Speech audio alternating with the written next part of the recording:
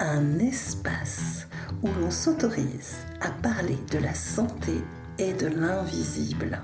Vous entendrez donc des chercheurs, des professionnels de santé, des thérapeutes qui ont tous vécu des phénomènes étranges tels que les sorties de corps, la clairaudience, les prémonitions, les contacts avec les défunts, les montées de Kundalini, etc., etc.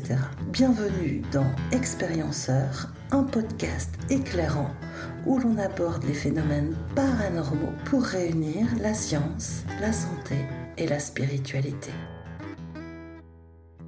Bonjour et bienvenue dans ce nouvel épisode. Je retrouve aujourd'hui le professeur Jacques Besson, psychiatre suisse, professeur honoraire de la faculté de médecine de Lausanne, pionnier dans l'intégration de la spiritualité en psychiatrie.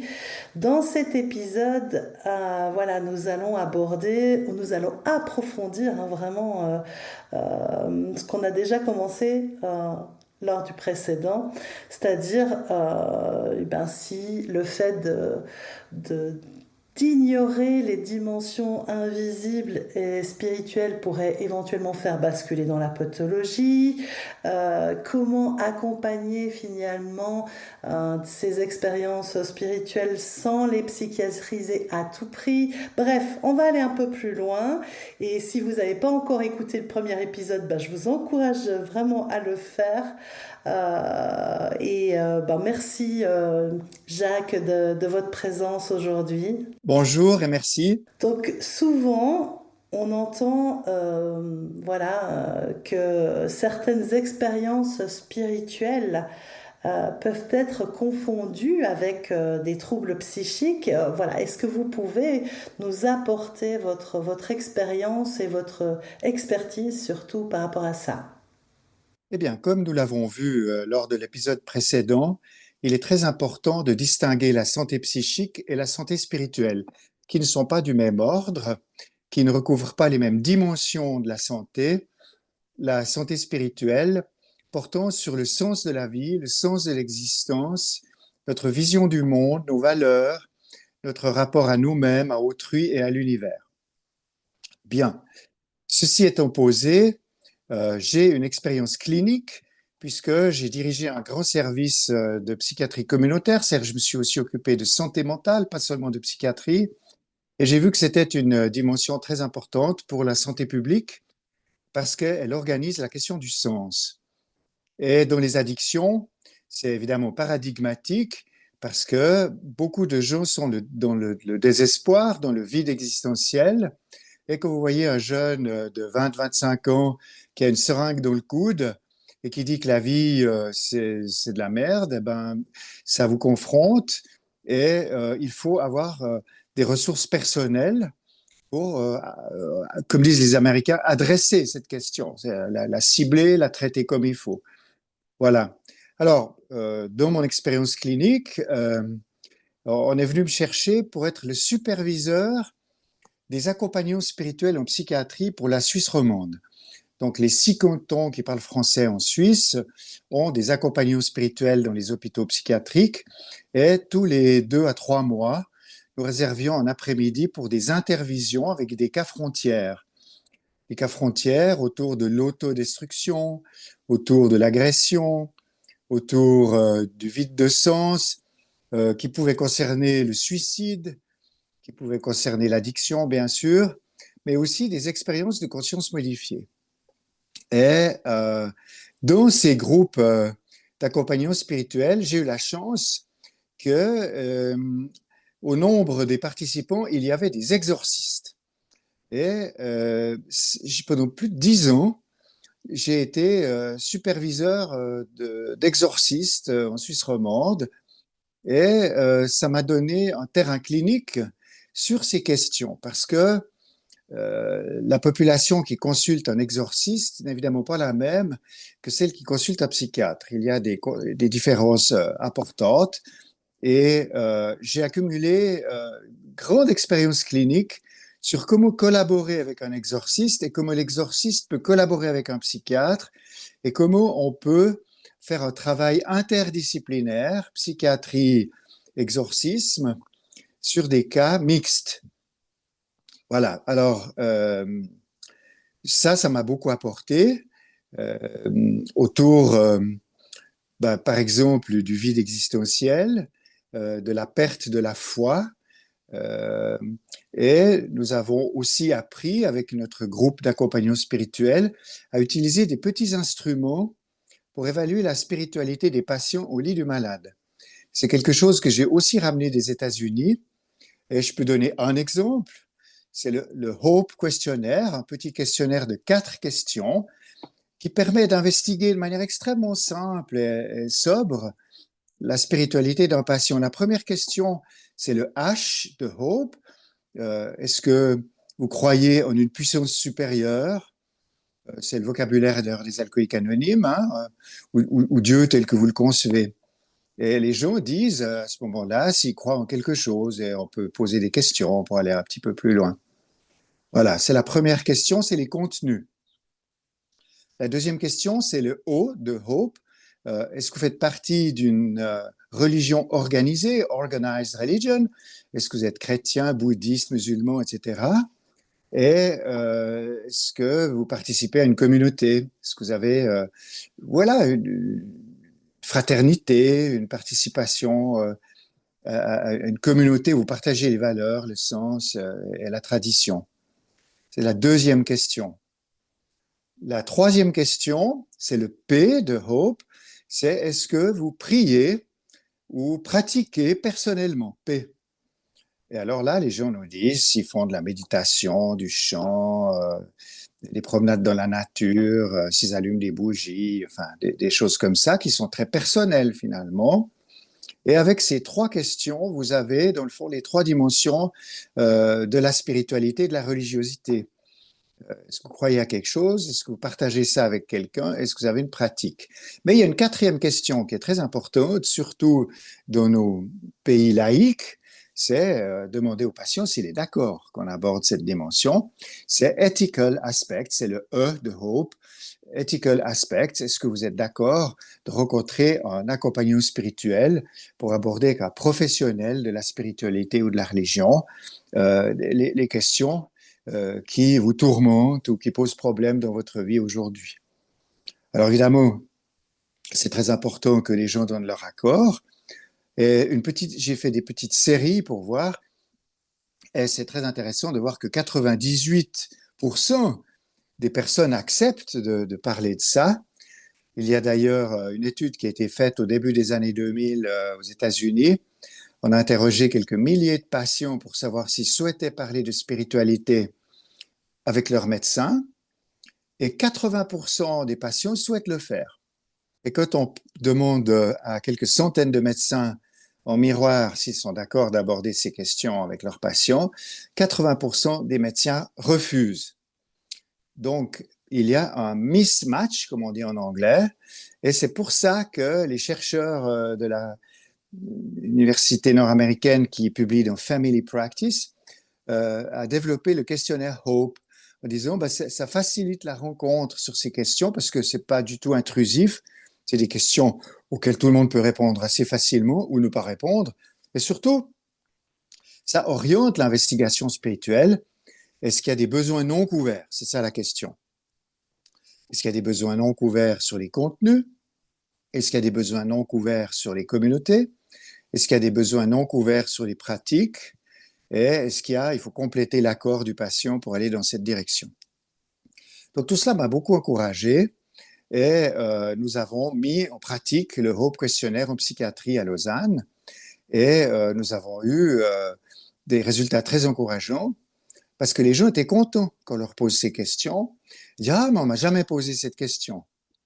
Et ben oui, alors ben voilà, ben on en parle. Alors on organisait des rencontres parfois tripartites, le médecin, l'accompagnant spirituel et le patient, pour aborder des zones frontières, le suicide, la vie après la mort, la culpabilité, le péché, parce que parfois tout est mélangé, n'est-ce pas? Oui, c'est la grande salade.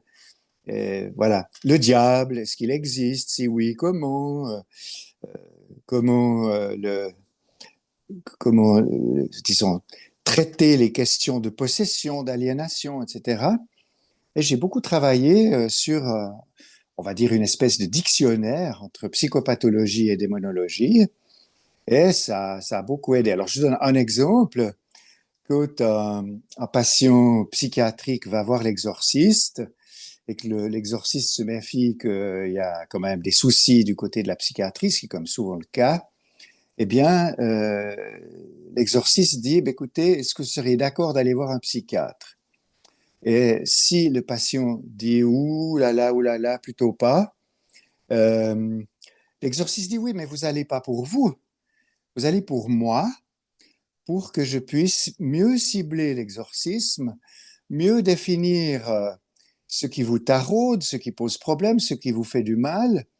Et le psychiatre va me faire un petit rapport pour mieux orienter mon intervention. Parce que vous voyez, aujourd'hui, l'exorcisme, c'est pas comme au cinéma. C'est quelque chose de... Ça ressemble à la psychothérapie, sauf que c'est orienté spirituellement, évidemment. On regarde comment les gens perdu ou quitté la foi, s'ils ont vécu des traumatismes dans l'Église, c'est pas rare, n'est-ce pas? Voilà, on le sait malheureusement. Donc c'est des choses qui doivent être reprises avec sérénité et on peut avancer de manière interdisciplinaire. Donc là, j'ai beaucoup avancé au plan clinique, hein, simplement au lit du malade. Et les patients se sentent respectés. Donc ça, c'était quelque chose de très utile. Et là, j'ai maintenant plus de 20 ans d'expérience. Je peux donner un exemple exotique. Euh, une fois, je tombe sur un patient à la question en quoi croyez-vous? Il dit je crois en Satan. Ah, dit ah oui, ah bon. Est-ce que vous avez une communauté? Ah oui, oui, oui, oui, oui. Je fais partie du cercle satanique de tel et tel endroit. Ah bon? Est-ce que vous avez des pratiques? Oui, oui, nous faisons des messes noires dans les cimetières la nuit. Oh là là. Est-ce que vous seriez d'accord d'en parler? Non. Voyez, donc c'est des cas comme ça qu'on trouve aussi à la consultation. Bon, c'est pas les plus fréquents, j'en ai vu 2% à peu près. Mais enfin, ça existe, il faut le savoir. Et en plus, souvent, en fait, bah, voilà, les personnes voilà, qui sont hospitalisées ou qui ont des suivis vers des psychiatres, enfin la spiritualité, souvent, elle est mise en avant, c'est quelque chose. Donc ça m'étonne pas que les gens se sentent entendus. Oui, c'est parce que pour eux, c'est nouveau. Ça les surprend. Ah, vous vous intéressez à ça? Ah bon, bah volontiers, voilà. Donc c'est majoritaire comme réaction. Pas unanime, mais majoritaire. Alors évidemment, tout cela m'a conduit à travailler davantage encore sur le spiritual care en médecine générale, en médecine interne, aux urgences. On a créé une petite équipe d'intervention aux urgences de l'hôpital général quand il y a un mort après un accident ou des choses comme ça. Petite équipe d'intervention pour les accidents graves, pour les décès, les suicides, etc. Par exemple. Donc ça, pas seulement en psychiatrie, vous voyez. Et puis tout ça, évidemment, m'a amené à continuer mes recherches parce que comme je suis quand même un psychiatre intéressé aux neurosciences, j'ai continué mon exploration au-delà des addictions. Alors, je me suis dit, mais comment ça marche, la méditation et la prière sur la santé? Et j'ai accumulé une expertise sur l'imagerie cérébrale de la méditation, où on voit bien que ça stimule le lobe frontal, que ça permet de vivre le moment présent, de moins se fixer sur le passé, de moins se fixer sur les soucis liés à l'avenir, et de se détacher quand même, vous voyez, dans la dépression, dans l'anxiété, dans l'addiction. Il y a beaucoup d'interférences, d'automatisation, de mauvais réflexes dans le psychisme du patient qui a tendance à automatiser des mauvaises attitudes et des mauvaises habitudes. Et la méditation est une façon de désautomatiser. Donc ça, c'était déjà une première chose qu'on a pu démontrer avec les bouddhistes. Il y a l'Institut Mind and Life du Dalai Lama avec lequel j'ai travaillé. Et puis après, j'ai continué avec les chrétiens sur la prière. Et j'ai eu des contacts avec Mario Beauregard, qui est un neuroscientifique qui a travaillé avec des carmélites au Canada. Et puis, je me suis intéressé aux neurosciences de la prière, où j'ai vu que c'était les mêmes circuits que dans la méditation, mais qu'en plus, on mobilisait des aires relationnelles, des aires du langage. Et que c'est très important, comme j'ai une formation de psychanalyste, et j'ai bien pris conscience que dans la méditation, on est toujours à risque de rester un peu égocentré. C'est un risque. Moi, mon bonheur, mon bien-être, voilà. Alors que dans la prière, on est étayé par les anciens, par les Écritures, par la parole, par les traditions, qui ont beaucoup à nous dire. Nous sommes des nains sur les épaules des géants. Et quand on fait l'imagerie cérébrale de la prière, on voit qu'il y a des aires relationnelles qui sont mobilisées et que dans le fond, on peut avoir ce que Noël Walsh appelle les conversations avec Dieu, ça existe. Il y a des réponses qui viennent de l'intérieur. Alors, Freud disait que c'était des illusions. Jung, mon compatriote, Carl Gustav Jung, lui, il a rompu avec Freud sur cette question. Il a dit non, non, non, il y a un inconscient collectif, il y a des archétypes, il y a un monde des idées. Il reprend là des théories platoniciennes. Donc, il y a trois ordres, il y a le corps, il y a la psyché, mais il y a aussi le nous, c'est-à-dire le souffle, l'âme. Et je me suis beaucoup intéressé à la pensée de Jung. Comme bon Suisse, voilà, c'était facile. J'ai beaucoup d'amis dans cette doctrine. Et nous avons beaucoup avancé sur l'impact favorable de la prière. Du coup, j'ai continué mes recherches sur la conscience modifiée. Alors, la première chose que j'ai étudiée soigneusement, et il y a une vidéo où vous pouvez renvoyer vos téléspectateurs, que j'ai fait une conférence à l'Université de Lausanne qui s'appelle L'expérience de mort imminente, une énigme pour la science.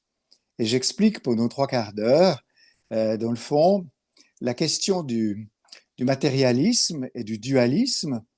J'ai montré les racines chez les chamans, chez les peuples racines, de l'unité du monde, de l'unité des savoirs. J'ai montré qu'à l'origine de l'humanité, le chaman est à la fois prêtre et médecin. Il a cette double identité. Et j'ai rappelé à mes étudiants que Hippocrate, le père de la médecine classique, était prêtre, ce que les gens ne savent pas. Il était prêtre d'Asclépios, un dieu guérisseur, fils d'Apollon. Il avait une consultation à Épidore, il faisait partie de la dynastie des Asclépiens ou des Asclépiades, et les gens venaient le voir à la fois comme guérisseur et comme médecin. Donc, du coup, je me suis dit, ben, c'est intéressant parce que c'est la trace du chamanisme dans la médecine classique. Et dans le fond, notre Occident a quitté le monde de l'invisible pour explorer le visible. Et en Orient, on a exploré le monde interne, et en Occident, on a exploré le monde externe. Et ça fait 2000 ans qu'il y a une césure entre l'Orient et l'Occident. Et le siècle des Lumières n'a pas arrangé les choses. Euh, les grands scientifiques du 19e, voilà, c'était le positivisme, etc. Puis la psychanalyse est venue donner un coup de grâce, puisque dans le fond, Dieu est une illusion. Donc voilà, cherchez plus. Il n'y a que deux étages dans la fusée, il n'y en a pas trois. Et puis tout ça, ça s'explique par la névrose, la psychose, la perversion, etc., etc. Donc je n'étais pas d'accord. Et ma thèse sur Freud et le pasteur Pfister m'a fait comprendre que c'était une question originelle, que déjà en 1909, Pfister interroge Freud sur ces questions. Et Freud ne répond pas. Euh, il dit, vous savez, nous autres psychanalystes, nous nous contentons des joies de la satisfaction et nous laissons le ciel aux anges et aux moineaux. Alors, évidemment, Pfister n'est pas content. Et quand Freud va écrire L'avenir d'une illusion, qui est son grand livre agnostique, il dit c'est peut-être pas faux, mais en tout cas, si ça existe, c'est une illusion. Et Pfister réplique par un livre qui a mis 100 ans pour être traduit en français. Vous voyez la résistance en francophonie. Il a écrit un livre qui s'appelle L'illusion d'un avenir. Et il fait toute une critique du scientisme, du positivisme, du matérialisme et surtout du réductionnisme, qui est devenu mon ennemi juré. Et je pense aujourd'hui que nous devons sortir la science euh, de son idéologie matérialiste, parce que c'est une idéologie, c'est une croyance comme une autre, Et en explorant les expériences de mort imminente, nous voyons bien que le matérialisme ne tient pas la route. Je peux donner un exemple. Comment expliquez-vous qu'un cerveau qui n'a plus d'oxygène, qui n'a plus de glucose, dont l'électroencéphalogramme est plat, chez un patient qui est en arrêt cardiaque, qui ne respire plus pendant de longues minutes, quand il revient à la vie, raconte toute une aventure intérieure qu'il a vécue avec la conscience d'être mort, avec des sorties hors du corps, avec même des sorties hors du corps hors de la salle d'opération, avec un tunnel qui devient de plus en plus lumineux, où il est accueilli par des proches décédés, où il fait une revue de vie complète, où il voit les belles et les moins belles choses qu'il a vécues, et où il est accueilli par un être de lumière qui lui demande s'il a aimé. Enfin, tout cela est impensable avec un cerveau éteint, n'est-ce pas? Donc là, on a un vrai problème. Si on n'a pas une hypothèse alternative, et c'est avec d'autres savoirs auxquels je me suis intéressé, notamment la médiumnité. J'ai rencontré beaucoup de médiums, à titre personnel et à titre scientifique, qui ont indéniablement des capacités d'avoir contact avec des personnes décédées qui peuvent donner des indices de qui ils ont été, qui vous ont connu personnellement, etc. Alors, ils sont de force inégale, naturellement. Et bien sûr, il y a aussi parfois des margoulins, mais disons, il y a des médiums sérieux, il y a des séries sérieuses qui sont bien étudiées et qui amènent beaucoup de doutes. Et puis, il y a le chamanisme qui est toujours présent dans le monde. Vous avez le chamanisme mongol, avec Corinne Sombrin, qui s'est beaucoup intéressée avec la transe cognitive, qu'elle a même réussi à induire scientifiquement par des logiciels de rythme et de musique. Voilà. Il y a le chamanisme amazonien, avec ou sans drogue. Bien sûr, il y a l'ayahuasca, mais pas seulement. Il y a aussi du chamanisme au tambour, du chamanisme avec des rituels, des chamanismes communautaires, voilà. Et puis, plus récemment, comme je suis addictologue, je me tiens au courant de la nouvelle science des nouvelles drogues et j'ai vu apparaître au début des années 2000 les nouvelles neurosciences des psychédéliques.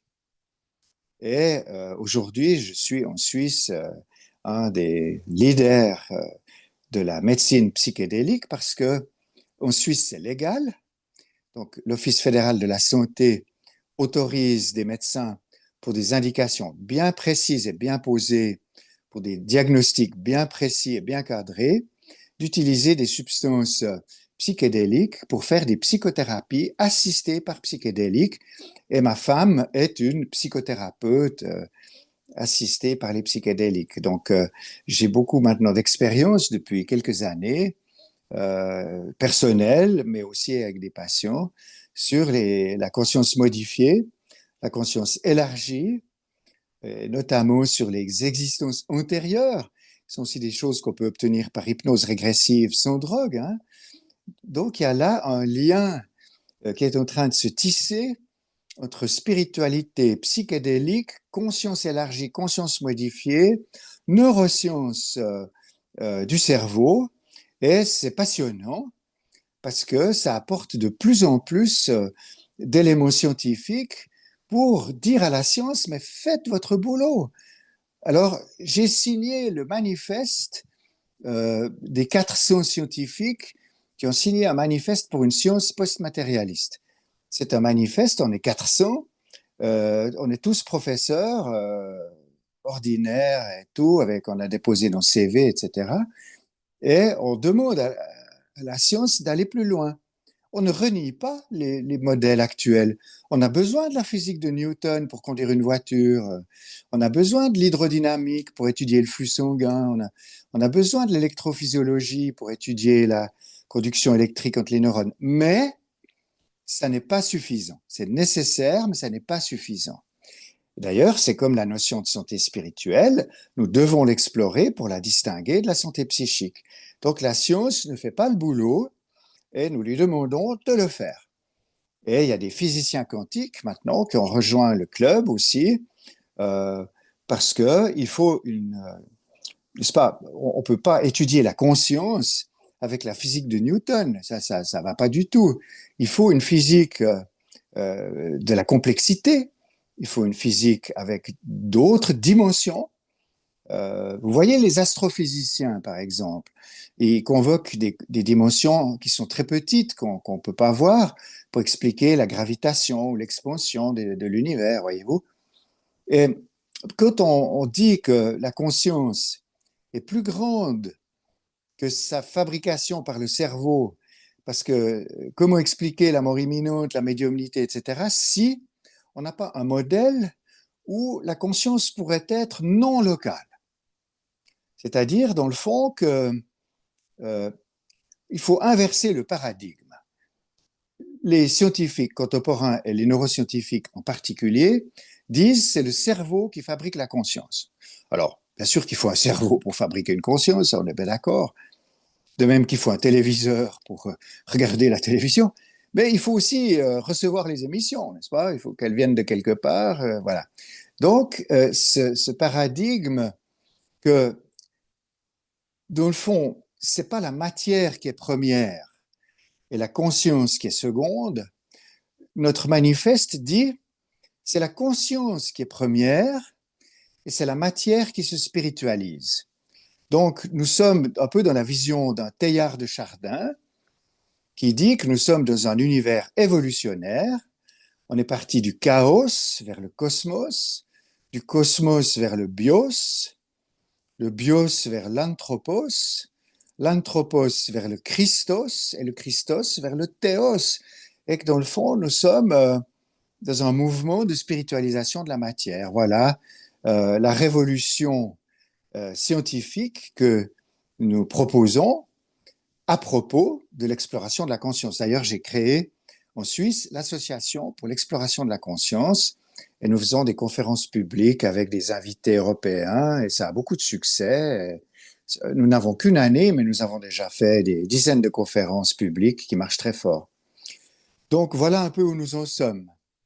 C'est passionnant et en même temps, en fait, on voit qu'il y a tout un parcours voilà, de ces 40 dernières années ce qui explique hein, tout ça. Et en même temps,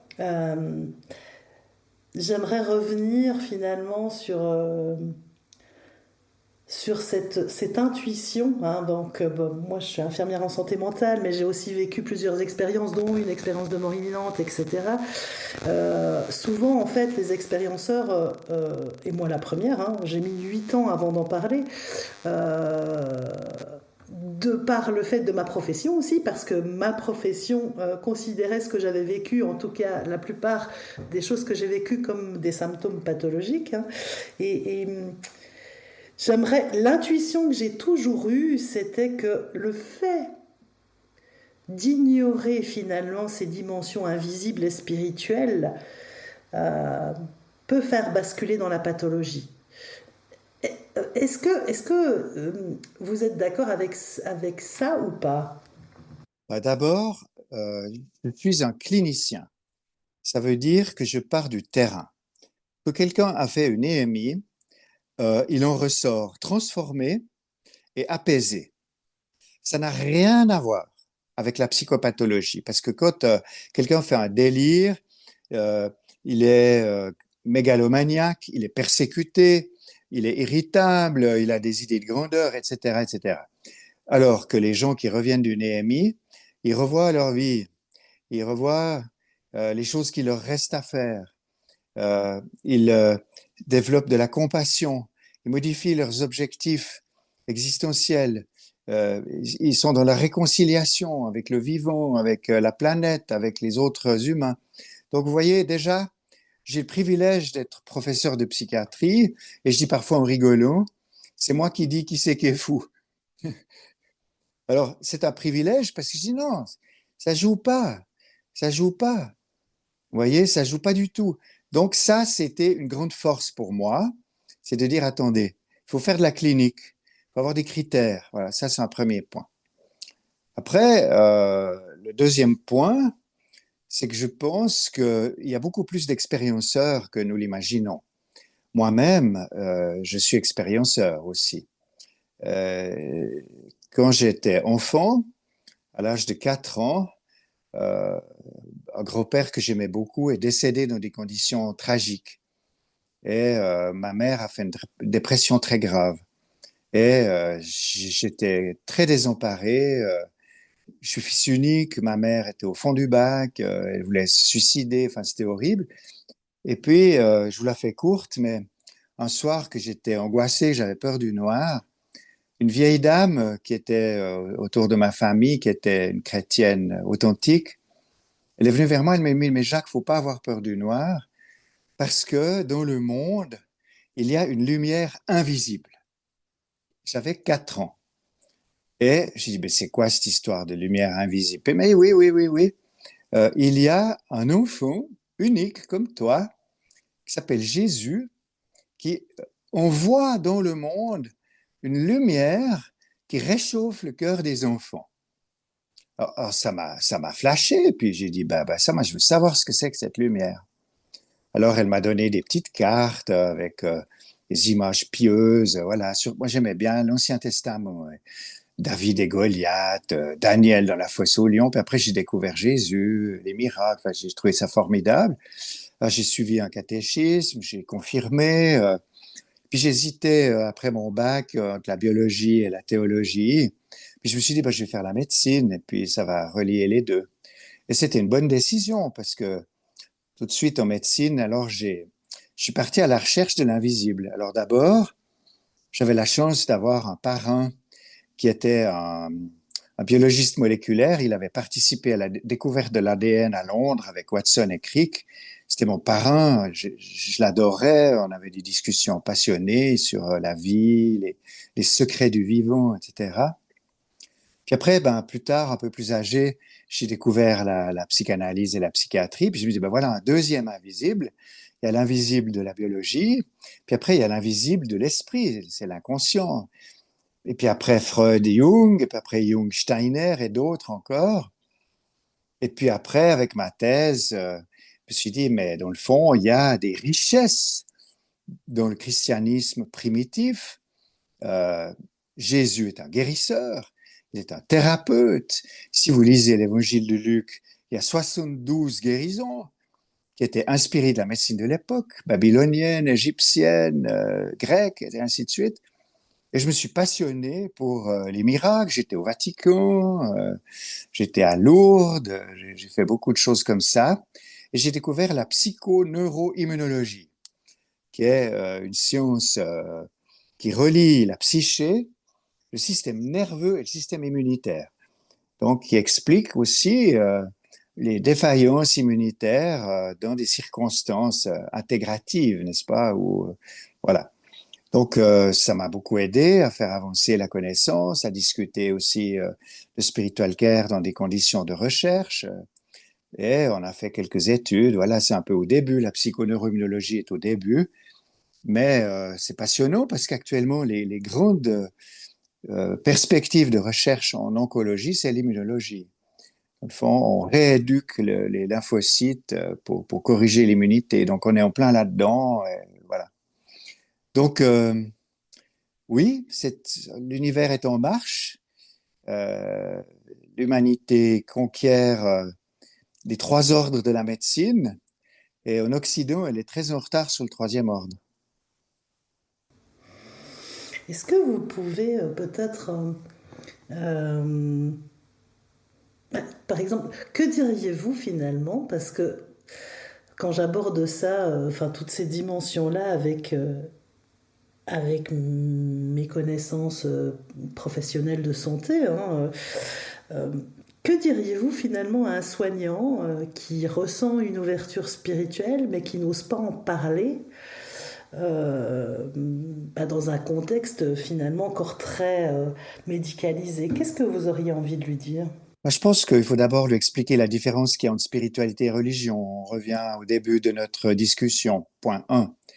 Parce que ça crée beaucoup de barrières cognitives, valorielles, voilà. Ça, c'est un premier point.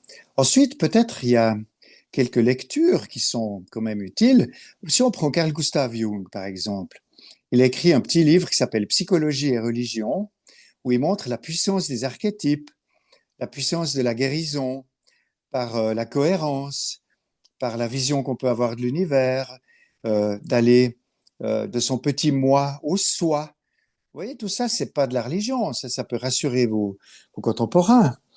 Et puis, s'ils sont prêts à lire des choses peut-être un petit peu plus pointues, il y a la logothérapie de Viktor Frankl, parce que Viktor Frankl n'est pas religieux. Il est d'origine juive, mais la logothérapie, moi je l'ai enseigné aux infirmières, hein, n'importe qui peut faire de la logothérapie, ça n'est pas protégé. Et il y a un excellent livre qui s'appelle Manuel de thérapie existentielle et de logothérapie chez Duno, on est à la 2e édition, qui est publié par Georges-Élie Sarfati, qui est entre Paris et Jérusalem. Je l'ai rencontré, j'ai beaucoup discuté avec Sarfati, et maintenant on diffuse la logothérapie en Suisse assez largement, et je pense que ça peut intéresser les infirmières parce que il n'y a pas besoin d'être médecin, et puis il y a dans le livre, c'est un manuel, donc il est très pratico-pratique. Il y a des exemples d'entretien avec des questions à poser, des questions très ouvertes, voyez-vous. Et voilà ce qu'on peut faire, c'est introduire doucement son prosélytisme.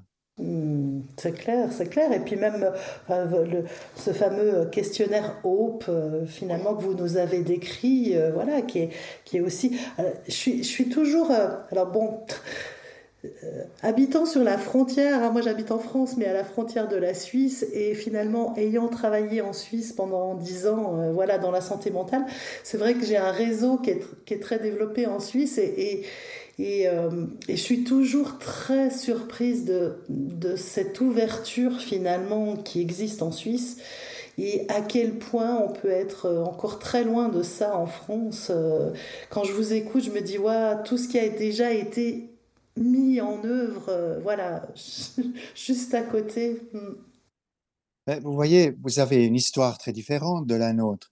Vous avez vécu la Révolution française, vous avez vécu les abus de l'Église catholique aussi, il faut quand même bien le dire. Et ça a refroidi beaucoup de scientifiques. Il y a eu des querelles idéologiques, vous voyez.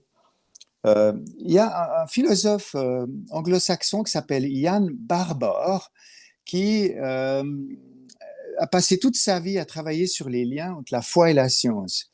Et il a créé une typologie qui est très intéressante parce que vos collègues, ils sont forcément dans une des 4 catégories. Vous voulez que je vous les décrive? Ah, volontiers, volontiers, Oui. ouais. Alors, la première catégorie, c'est l'opposition ou le conflit. Alors, les spirituels disent que les scientifiques n'ont rien compris, puis les scientifiques disent que les spirituels sont encore au Moyen Âge. Bon, alors là, on n'avance pas, c'est l'affrontement. Bien, voilà, c'est comme ça existe. Ensuite, il y a un deuxième type qui est le parallélisme ou l'indépendance. Alors, il y a une certaine ignorance les uns des autres. Les spirituels font leur spiritualité, les scientifiques font leur science, mais ils ne se rencontrent pas et ils ne parlent pas entre eux. Alors ça, c'est souvent le cas dans les hôpitaux. Chacun a son précaré, et puis on ne va pas chercher l'affrontement à la cafétéria parce que ça fait des histoires, et puis voilà. Bien. Le troisième type, c'est les zones frontières. Alors, les zones frontières, je vous les ai décrites tout à l'heure. La mort imminente, la médiumnité, l'hypnose régressive, les psychédéliques, tout ça, ça ouvre des portes où, dans le fond, le cerveau euh, serait considéré comme un filtre. Le cerveau ne voit pas tout. Nous sommes programmés pour voir certaines longueurs d'onde de la lumière, certaines longueurs d'onde du son, mais nous sommes limités dans notre perception de la conscience et de l'univers. Et peut-être que dans certaines circonstances, il y a un élargissement du filtre, notamment avec les psychédéliques, notamment avec la transe, où on voit un monde plus grand. Voilà. Et ça, c'est une zone frontière où on peut peut-être parler. Alors, moi, j'ai un ami qui est agnostique, mais il s'intéresse à ça en disant, tes histoires de spiritualité, c'est simplement que tu accèdes à la grande nature. C'est juste une nature plus grande. Je dis, d'accord, ça me va, ça va. Et d'ailleurs, Saint Augustin, au IVe siècle, il a dit, les miracles ne contredisent pas la nature, mais la connaissance que nous en avons. Vous voyez, c'est compatible. Donc ça, c'est le troisième type. Donc le conflit, le parallélisme et puis les zones frontières. Et le quatrième type auquel j'appartiens, c'est d'accepter que on peut avoir une vue intégrative. C'est-à-dire, on peut être un scientifique rigoureux. Moi, je suis professeur à la faculté de médecine d'une université suisse, mais on peut être un mystique curieux et poser des questions. C'est pas interdit de poser des questions. C'est même les meilleurs scientifiques qui posent des questions. Donc, Lao Tzu ayant dit, l'important n'est pas de connaître la réponse, mais de bien comprendre la question. Donc, voilà les quatre types de barbares. Et je crois que c'est utile que vous discutez avec vos collègues de savoir dans quel type ils sont. Est-ce qu'ils sont dans le conflit? Est-ce qu'ils sont dans le parallélisme, dans les zones frontières, ou est-ce qu'ils sont prêts à intégrer? Sait-on jamais. Vous savez, en Suisse, les écoles d'infirmières enseignent la pyramide de Maslow, qui enseigne les besoins spirituels des patients. Et ça fait partie de l'éducation des soignants en Suisse, hein, oui. En France aussi, hein. Moi je l'ai eu en tout cas dans ma formation, oui, oui. En France aussi, mais ça reste théorique. Dans la mise en pratique, c'est beaucoup plus compliqué. On n'a pas non plus finalement ces accompagnements spirituels dans les hôpitaux. On n'a pas toute cette dimension-là qui est déjà là depuis longtemps en Suisse en fait, hein. C'est ça qui est... Mais aussi dans d'autres pays d'Europe, et francophones notamment, il y a un réseau que je vous recommande. Il s'appelle Respire, RESSPIR.org. Et ce réseau met en commun, on s'abonne, c'est gratuit, et puis on a accès aux bases de données. Et vous avez toutes les études sur le spiritual care en Europe qui sont disponibles. Et vous devriez aller voir ça parce que c'est un outil puissant de diffusion de la connaissance, voyez-vous. C'est l'avantage finalement de notre époque, finalement, avec cet accès à l'information, voilà, autre que dans nos formations de base en fait, hein. Voilà, si on veut chercher, on peut avoir la connaissance aussi par tous ces biais-là. Mm. Alors j'ai donné beaucoup de cours à option. Alors on n'a pas réussi à les mettre dans l'enseignement obligatoire, mais pour les étudiants en médecine, il y a un cours à option de spiritual care qui dure 2 ans. Il est complet, hein, chroniquement. Et puis en post-gradué, j'ai organisé un CAS, Certificate of Advanced Studies, médecine, santé, spiritualité. Il y a des pasteurs, des médecins, des infirmières, des psychologues, et ils ont un petit diplôme post-grad, et ils répliquent les expériences. J'ai introduit le spiritual care dans des établissements socio-éducatifs, mais même aux hôpitaux universitaires de Genève, à la consultation de la douleur du dos. On a introduit un accompagnement spirituel sur les souffrances du dos, donc mal au dos, hein, évidemment, c'est une symptomatologie très intégrée, n'est-ce pas? Oui, donc ça avance. Et la France, elle a qu'à copier-coller, hein. On a fait le boulot. Ah, c'est vraiment passionnant. Et en tout cas, je vous remercie beaucoup, voilà, pour votre disponibilité. Est-ce que vous avez envie d'ajouter quelque chose pour conclure cet épisode? Je pense qu'on n'est pas seulement dans des problèmes d'hôpitaux, de maladies et de santé. Je pense que la planète est malade et que tout ce qu'on s'est dit pour les personnes est valable pour le monde. Et j'aimerais citer le Dalai Lama qui a dit il n'y aura pas de mondialisation sans spiritualisation. Et je crois que on peut généraliser. On est en addiction générale. Les gens sont assoiffés de sens. Il faut juste leur montrer les chemins possibles et prêcher par l'exemple. Vous savez, dans l'armée suisse, on sait qu'un bon officier, c'est pas quelqu'un qui dit allez-y, c'est quelqu'un qui dit suivez-moi. C'est clair. En tout cas, merci beaucoup, voilà, pour votre intervention, vos interventions qui sont précieuses et je pense qu'ils vont apporter, voilà, il y a beaucoup de matière, en tout cas, dans ce que vous amenez, beaucoup de matière à réflexion, voilà, et ben vraiment, voilà, merci. C'est déjà la fin de cet épisode. S'il vous a plu, n'hésitez pas à commenter et à liker pour me soutenir. Et surtout, c'est le plus important.